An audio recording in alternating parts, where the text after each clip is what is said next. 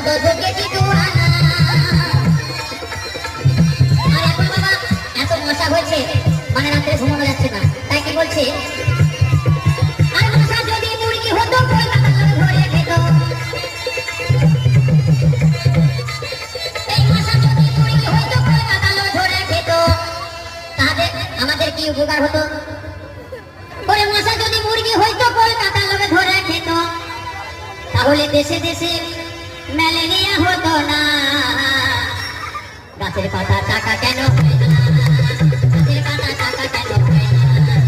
গাছের পাতা টাকা কেন হয় না? গাছের পাতা টাকা কেন হয় না?